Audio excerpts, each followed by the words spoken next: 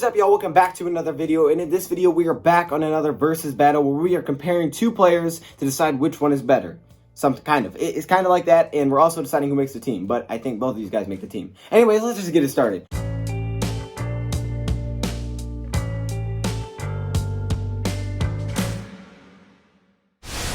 Alright, in our last video, we did Austin Bryant against Julian Okwara. So if you guys have not seen that video, don't know what you're doing, go back, check it out. But the most liked comment in that comment section, well, at least when you're talking about next video ideas, was this one. It said, do Nick Williams and Deshaun Hand. That's a heck of an idea. I love the idea, so let's do it. Now, just like last video, like I said, I think both players make the team. In this video, I think both players make the team. I really don't see a way either of these guys get cut because they were just brought in very recently. One guy was drafted recently, the other one was just signed this offseason. So I would be shocked that neither of these guys made the team, or maybe one of them didn't make the team. I would still be shocked. So I think they both make the team, but they have completely different paths to the Detroit Lions. Like, the way they got to the Lions is kind of weird, and they're just in completely different situations. So it's kind of fun to compare these guys. We're going to start off with Nick Williams, the veteran defensive tackle from Chicago. That's right, veteran, right? We're comparing a guy that's been in the league for like 2 years to a veteran. This guy is 30 years old. But you wouldn't know it. You really wouldn't know he's 30 years old because statistically, he really hasn't done anything up until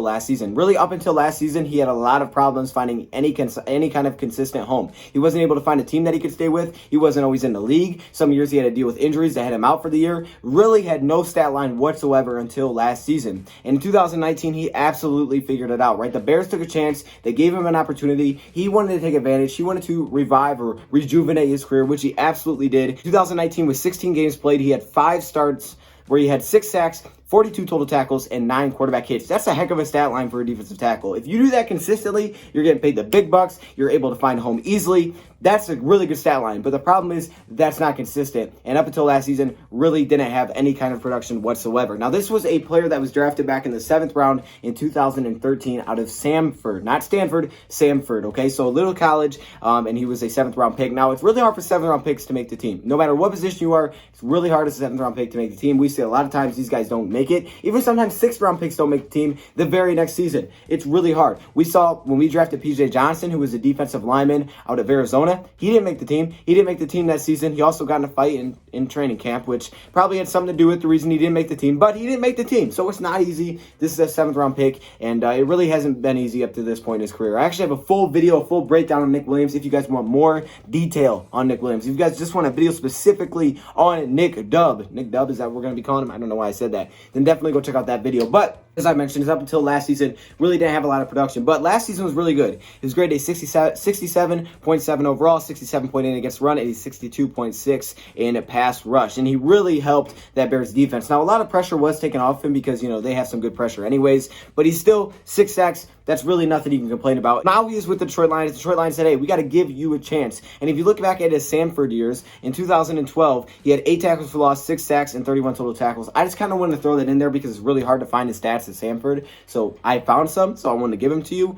But again, this is a guy that Detroit Lions decided to take a chance on. And, it's kind of interesting. He's a very interesting player because, like I said, he wasn't able to find a home. So to get a 2-year, $10 million deal from a guy that's only had really 1 year of solid production is kind of crazy. But the Lions are taking the chance here, and they're trying to kind of bolster that defensive line, which was basically empty in the offseason after letting A'Shawn Robinson walk, who was a former 2nd-round pick, and also letting Snacks Harrison be cut. That was like a mutual agreement or something. I'm not exactly sure. But let's look at some of the pros and cons I was able to take away from Nick Williams at Stanford and also in that good season that he had from Chicago. What did I see from him? What did I see that he does well? What did I see that he have to work on?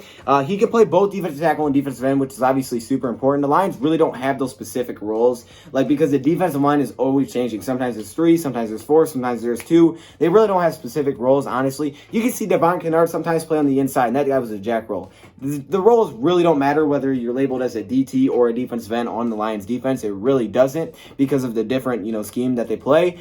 But either way, he has the versatility to play on the outside and the inside of that defensive line, and that's huge. And that's what the Lions have always looked for in bringing in their defensive linemen under Matt Patricia. You can see it with pretty much everyone. You'll even see it with Deshaun Hand when we talk about him. He has a great build, though, to be a defensive lineman, and he has the athleticism to play on the outside and, catch a running back that's going away from him. He has the ability to also halt a run that's coming his way. That's something that he does well. I think he's a pretty solid run defender, but he was a guy that really didn't have that pass rush going. Obviously, he had basically nothing going. He had a great combine, right? He ran under a 5-second 40-yard dash, which is probably faster than I would do. And this dude's weighing 300 pounds. He's 6'5", 309 pounds, and he's running that fast. That's pretty darn impressive. He's a very inconsistent rusher, as I mentioned. So to me, this is more of a run stopper, and he's a good run stopper. And obviously, he was pretty much inconsistent at everything, so it's kind of hard to say that. If you look just at stats, you will see that obviously 6 sacks is really good. I think a lot of it came from, having a lot of guys around him to help. But I really did like what I saw from him against the run. That was something that was very, very impressive. That was something that, you could buy into. Is okay, he's solid against the run. We have some pretty good run stoppers, but, you can never have too many, and that's a good thing on this defense. But he has an inconsistent pass rusher. But if he does give us, 4 sacks, if you give us 4 sacks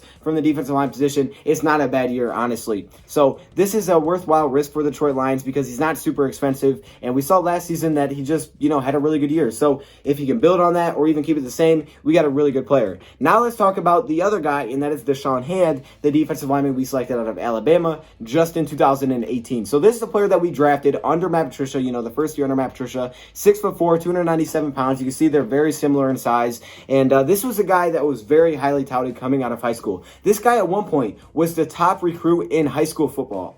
Across every position, he was the top recruit in high school football at one point. Didn't last forever, but he was at one point, and that's obviously why he ended up with Alabama, and he got timed as a true freshman at Alabama. It's not easy to play a lot of snaps as a freshman at Alabama because they're usually very, very deep, and when you look at his numbers, they're pretty solid, right? But it wasn't the same as what we saw in high school. In 2014, he played in 6 games where he had 7 total tackles and 2 sacks. 2015, 8 games played, 16 total tackles and 3 sacks. Very good. 2016, he played in 10 games where he had 21 total tackles and 1 sack, and in 2017 he played in 10 more games where he had 27 total tackles and 3 sacks. So it wasn't like the crazy production that maybe you were expecting from a guy that was so highly touted coming out of high school, but again, it's not bad, especially in the conference that he plays in the talent that he was with. So that's not bad. The problem with Deshaun Hand, honestly, throughout his entire career as a football player has been injuries. Even going back to Alabama, this guy had to deal with injuries. In 2017, his final year with Alabama, he had a minor knee injury that he had to deal with. And I think that kind of just kicked off everything because with the Lions,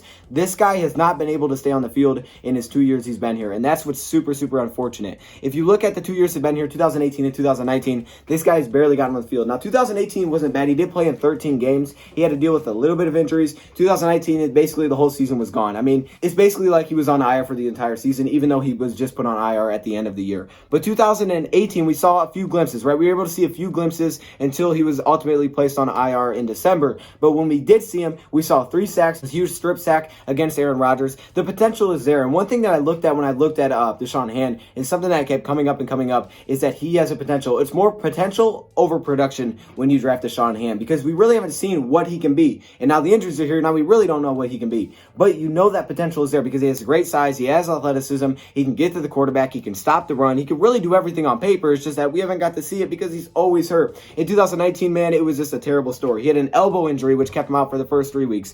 Then he had an ankle injury, and then later he was placed on IR. He only played in 3 games total. It was just kind of a mess in 2019, and that's why it's the name of the game for the Lions defensive line, really for the front 7, is uncertainty. We don't know what this front 7 is going to look like because a lot of these guys we haven't seen play. But what we have seen, the glimpse that we have seen of Deshaun Hand in 2018 was pretty darn good with the Detroit Lions. He graded out incredibly well, like at 85.9, I think it was, by PFF, which is obviously incredible. 14th out of 112 defensive linemen. That's an incredible grade, man. He absolutely balled out in 2018 in the time that he had.